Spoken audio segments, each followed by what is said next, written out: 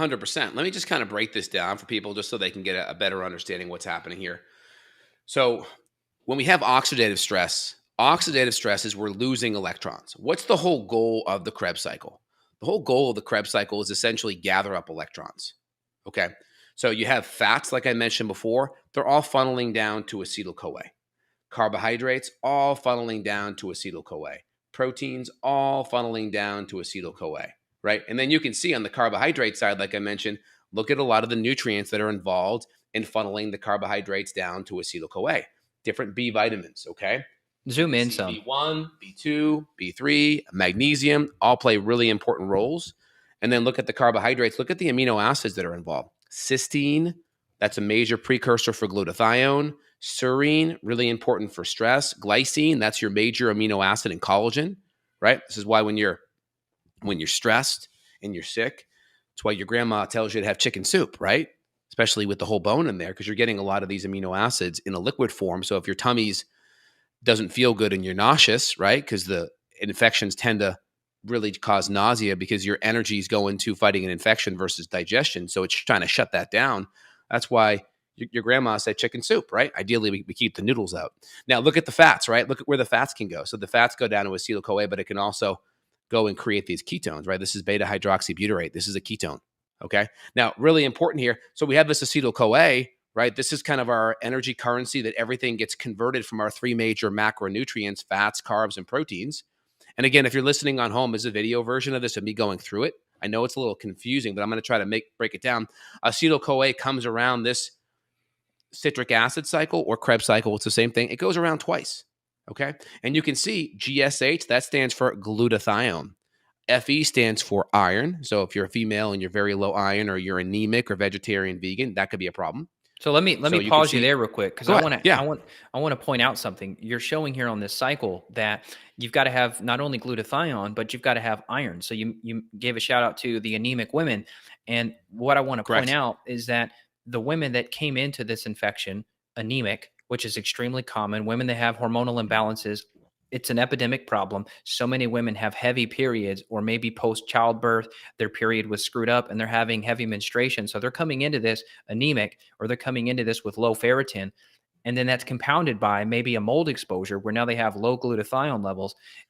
The way you're showing this cycle here, if you come in with low iron and low glutathione, you're in big trouble. You're in big trouble. And women are more predisposed because if they have hormonal imbalances, guess what happens to their period? They get heavier period, they're going to just lose that iron. Now, men on the other side, men have it, they can have increased iron. They can cause oxidative stress because iron is like, can be like gasoline on the fire if it does get too high, right? But you can see glutathione, iron, you can see B vitamins, you can see magnesium, you can even see manganese here, and you can see different B vitamins. And what they do is you're creating NAD and FADH, and they're grabbing hydrogen. They're grabbing electrons, okay? So it typically comes around here twice, and you get usually 2 NADHs and 1 FADH2 per cycle. And then essentially all of these things will jump into the electron transport chain next, if I could find that section here. But the electron transport chain is the next big step where that kind of gathers nutrients. But for today's talk, this is really the most important thing.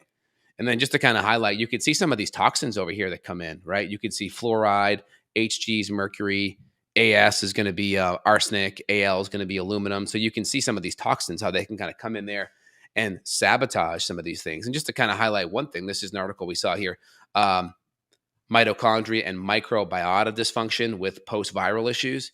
You can see how the gut microbiome also plays a certain role. And why is that? Well, I think because 80% of the immune system is in the gut. And so if you have a pathogenic or dysbiotic microbiome, it's going to affect toxins being produced, right? It's going to put you right here in a hyperinflammatory state, right? We already have a lot more cytokines being produced if we have an illness. And so we have to be able to calm down our immune system's inflammation to what's happening from an immune stress standpoint. And so the microbiome plays a big role. Iron dysregulation, reactive oxygen species, right? And so vitamin C plays a major role here. Glutathione plays a major role there as well. Yeah, a couple more sentences down right there. Look at that one. The mitochondrial, the heightened inflammatory oxidative state may lead to mitochondrial dysfunction. And So this is what we're seeing on paper. We're seeing this in the stool test. We're seeing this in the organic acid test, this issue with the gut and with the mitochondria. Yeah, it talks about platelet damage too, which is important because what do platelets do? Those are your clotting factors. And so if we can have increased coagulation cascades, that just means more clotting, right? And you could see more clotting events, more thrombosis. That's a blood clot, right? And so you can see furthermore, mitochondrial oxidative stress may contribute to microbiota dysbiosis, altering coagulation and fueling inflammatory oxidative response, leading to vicious cycles of events. So this is really important. And so things that we can do to be on top of the fatigue is going to be the same things that we can do to help mitigate a lot of the inflammation. That's going to be keeping our blood sugar in check, adding in some of these additional B vitamins, adding in anti-inflammatory anticoagulants. What do those look like? That could be ginger.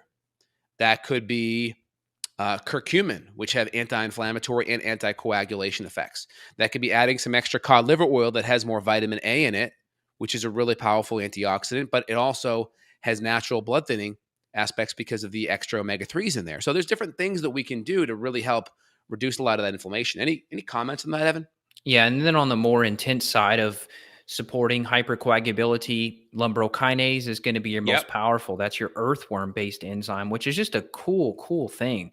Natto, there's also serrapeptidase. So there are other enzymes that you can use. And I personally take those. I take lumbrokinase 1 per day, just ongoing. And it's been very helpful. I also did a podcast with Dr. Thomas Levy all about vitamin C IV, and he's got some dark field microscopy photos of people that were having blood clotting issues, and the vitamin C along with ozone in IV was like a game changer.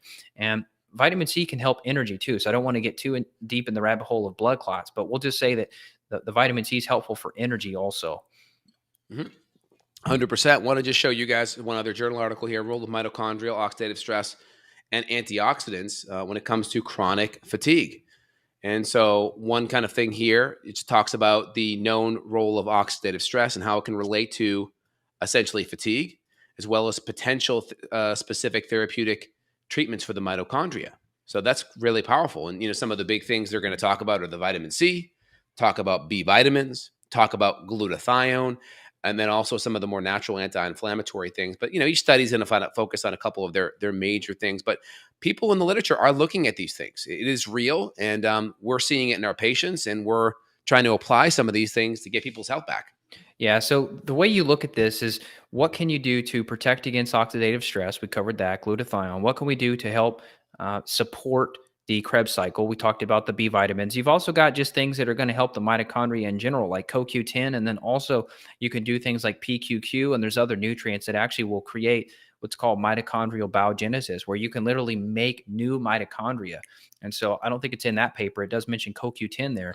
But right PQQ, here in the mitochondria, there are enzymes and coenzymes such as vitamin E, CoQ10 to remove ROS, that's reactive oxygen species, to prevent DNA damage. So these are really powerful things that we can add in. For example, with low CoQ10, they'll see increase in damage. So CoQ10, PQQ, pyroquinoquinolone, right? Vitamin E. And then, we try to give CoQ10 with vitamin E together for that same reason, to prevent a lot of the oxidative stress while fueling the mitochondria. Any other comments on that? Yeah, look at the next part there too, talking about exercise. People that come in with chronic fatigue and how they're having an increased oxidative stress after exercise. And that's a problem that we're seeing a lot too, is people that now are having post-exertional fatigue, people that are crashing, even athletes that were really high-performing people that now their performance is just in the tank. And a lot of that is just this ongoing oxidative stress, mitochondrial damage that's not been supported. And you can't just exercise your way out of this. And I get kind of annoyed when I see like those motivational videos of people that are real sweaty, like, you just need to suck it up. Pain is weakness leaving the body. It's like, no, you're wrong. You got to fix the mitochondrial damage. I hate those like rah videos because it's ignoring all the nutrients. That video really needs to be talking about, hey, get your glutathione up, get your ribose up, get your CoQ10 up. Come on, people. Like, that's what it needs to say.